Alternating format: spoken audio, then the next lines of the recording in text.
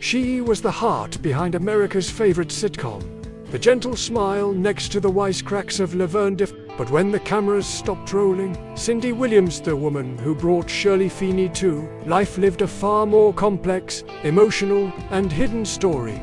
From soaring fame to an abandoned home, from beloved mother to a quietly devastating farewell, her journey is one of love, loss, and legacy. This is the true story of Cindy Williams, what she left behind, and what the world never truly saw.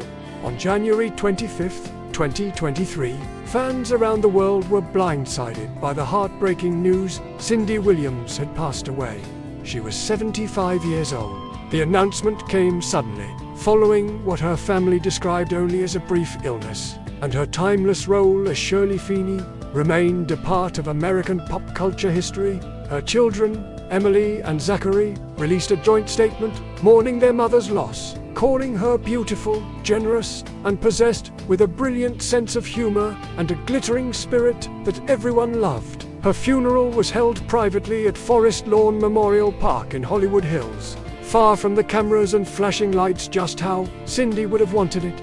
But behind this emotional farewell lay a life that had weathered fame, family turmoil, and silent sacrifices. The specifics were kept private, a decision that reflected Cindy's lifelong tendency to draw a clear boundary between her public career and private life. Even though she had been largely out of the spotlight in recent years, Cindy's death struck a chord because her smile, her warmth. At the height of her fame in 1982, Cindy married musician and actor Bill Hudson of the Hudson Brothers fame, an ex-husband of Goldie Hawn. This union instantly caught public interest. The media spotlight burned bright, but the couple tried to shield their growing family from the chaos of fame. In 2000, after nearly 18 years, the couple quietly divorced. But Cindy never let the separation define her. She found solace in her Catholic faith, leaning on her beliefs during moments of heartbreak. Friends say she never missed Mass, and that her faith gave her strength to carry on through loneliness, career shifts, and the trials of single motherhood. Together, they had 2 children, Emily and Zachary. And Cindy often spoke with pride about how motherhood redefined her. While she continued to act, she made it a point to take fewer roles, putting her children's well-being above Hollywood ambitions. Their marriage, however, eventually gave way under the pressures of life in the limelight. She was NT1 to broadcast her struggles, but the weight she carried behind the camera was heavier than most ever knew. Unlike many Hollywood icons who lived in gated mansions or luxurious estates, Cindy Williams chose a modest townhouse tucked away in Woodland Hills. There, far from the spotlight, she built a life filled not with glitz, but with love, in kindness, and in the soft padding of paws across tile floors. Her home became a sanctuary not just for herself, but for the animals she rescued. Her pets Pharaoh, the cats, and her dogs, Louie, Polly, and Eddie, were more than companions. They were family. Cindy spoke to them as equals, and her home was filled with their pictures, each with a story attached. She adopted Eddie on a sweltering day when she found him abandoned in the street, refusing to leave him behind. Cindy's compassion extended beyond her home. At her local theater performances, she'd introduce a shelter dog to the audience after each show, hoping someone would take them home. It was advocacy at its most heartfelt, quiet, personal, and consistent. In a world obsessed with status and red carpets, Cindy found her purpose in presence. Cindy Williams was born into modest beginnings. Her mother worked long hours as a waitress, and her father toiled in an electronics manufacturing plant. It was a working-class household, held together by love, values, and a tireless belief in hard work. At just 1 year old, Cindy's family moved to Dallas, Texas. Though her time there was brief, the move instilled in her an early adaptability, a trait that would later define her acting career. Young Cindy would write and perform church plays, discovering early on that the stage offered something no other space did: freedom, joy, and self. The family returned to Los Angeles when Cindy was 10, and it was here that her passion for performing took root. She and her sister Caroline were raised in a tight-knit Catholic household. She blossomed as a performer at Birmingham High School, graduating just 1 year behind future Oscar winner Sally Field. She later attended Los Angeles City College, majoring in theater. With no connections in the industry, only talent and drive, Cindy set her sights on acting and never looked back.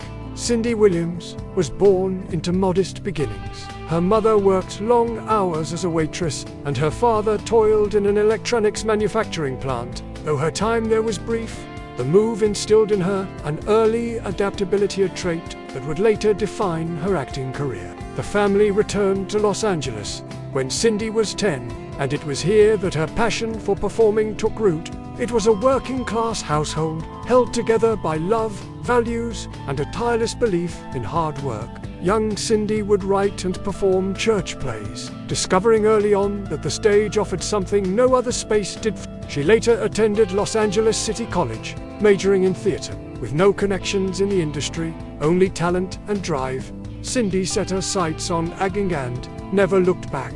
At just 1 year old, Cindy's family moved to Dallas, Texas. She and her sister Caroline were raised in a tight-knit Catholic household. She blossomed as a performer at Birmingham High School, graduating just 1 year behind future Oscar winner Sally Field.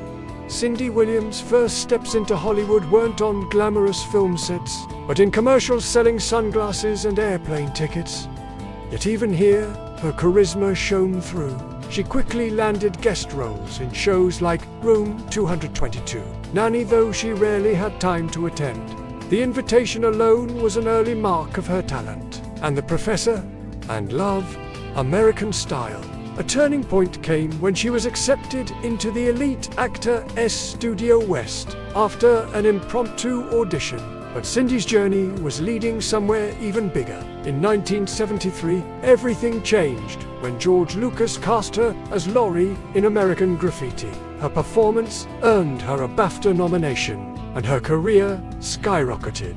She later appeared in Francis Ford Coppola's thriller The Conversation, proving she could handle drama just as well as comedy. She even auditioned for the role of Princess Leia in Star Wars, though the part ultimately went to Carrie Fisher. Her destiny unfolded through a chance guest appearance on Happy Days, cast as Shirley Feeney alongside real-life friend Penny Marshall. The duo's chemistry was electric, so electric, in fact, that they were given their own spin-off Laverne and Shirley. Cindy's pregnancy during the show's 8th season was met with resistance by the producers. They didn't want to work around it. Hurt and disillusioned, she walked away after just 2 episodes. The magic never returned, and the show ended soon after. The show became an instant cultural phenomenon. Set in 1950s Milwaukee, it followed the adventures of 2 working-class women trying to navigate life, love, and friendship. Shirley was the sweet, responsible one, a perfect counterbalance to Laverne's one. But behind the scenes, fame brought pressure. Still, she and Penny later reconciled, healing old wounds and remembering the joy they'd brought to millions. After Laverne and Shirley, Cindy continued to work, though the spotlight had dimmed. She reprised her American Graffiti role in More American Graffiti and starred in several TV pilots like Joanna and the long-delayed UFO. She also appeared in sitcoms like Normal Life and Getting By, where she played a single mom trying to make ends meet. The shows didn't last long, but her charm remained unmistakable. She was versatile, resilient, and willing to take creative risks. Her choices were never about fame. They were about growth, purpose, and meaningful work. And nonsense, delighting audiences with her signature warmth and impeccable timing. In the 2000s, live theater became her passion. Cindy toured the country in stage productions like Grease. That same year, she began working with Visiting Angels, advocating for senior care, another way she gave back. In 2007, she made her Broadway debut in The Drowsy Chaperone, marking a new era in her creative journey. She stayed connected to her past, reuniting with co-stars and even returning to TV briefly in Sam and Cat with Penny Marshall. It was one of their final on-screen moments together. In 2015, Cindy released her memoir, Shirley, offering fans a deeply personal look at her life beyond the camera. Cindy Williams was more than Shirley Feeney. She was a mother, an advocate, an animal lover, and a quiet warrior of kindness. Her abandoned house may now stand in silence, but the legacy she left behind speaks louder than any sitcom laugh track. And in the end, she reminded us all that fame fades, but love, compassion, and authenticity never do. She brought light to millions, even as she quietly battled her own storms. And if this story moved you, please like, share, and subscribe for more real Hollywood stories you won't hear anywhere else. What do you remember most about Cindy Williams? Let us know in the comments below.